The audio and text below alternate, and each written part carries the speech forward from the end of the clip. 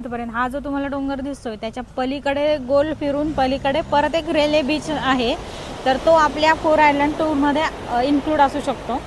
तर आता 4 आयलंड म्हटलं की एक बरेचसे कॉम्बिनेशन्स असतात, तर त्याच्यामध्ये तुम्हाला ज्या काही आयलंडवरती जायचं आहे त्या आयलंडचं तुम्ही टूर बुक करू शकता.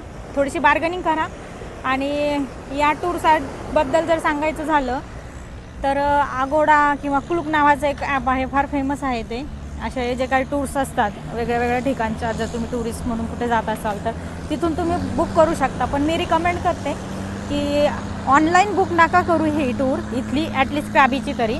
कारण इथे जे लोकल लोक राहतात तर या रस्त्यावरती भरपूर सारे असे दुकानं असतात त्यांचे छोटे छोटे शॉप्स, तर तिथं जाऊन तुम्ही थोडीशी बार्गनिंग करून ते तुम्हाला बुक करून देतात. तर आणि ते तुम्हाला थोडंसं स्वस्त पडेल. आता आम्हाला सांगताना किती 1400 भात सांगितलं होतं, पण तो 1000 भातपर्यंत आला होता, रेडी झाला होता.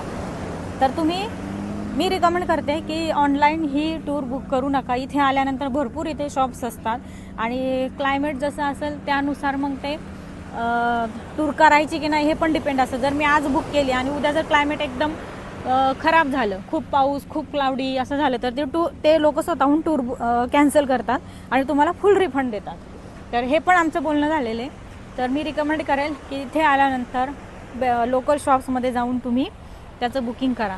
आणि हा बघा, हा रेल्वे बीच, हे बघा फॅमिलीसोबतसुद्धा लोक येत आहेत, मस्त एन्जॉय करत आहेत. आणि हे जे दिसत आहेत तुम्हाला बोट्स, थोडंसं झूम करून दाखवते, हे आहेत लाँग टेल बोट्स.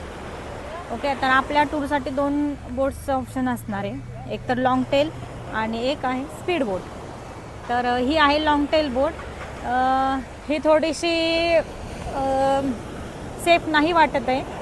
तर मोस्टली तुम्ही जर इथं येण्याचा प्लॅन करत असाल तर तुम्ही स्पीड बोटचाच विचार करा. ही जरा याच्यामध्ये कसं राहतं की पाणी आतमध्ये खूप येतं. जर तुम्ही फास्टमध्ये जात असेल तर पाणी आतमध्ये येण्याचे भरपूर चान्सेस असतात आणि लोक भिजतात त्या बोटमध्ये. तर आणि ही जराशी सेफ पण नाही वाटत आहे, म्हणून तुम्ही विचार करा की स्पीड बोटच घेतली जाईल. तर हा बेसिकली असा व्ह्यू आहे.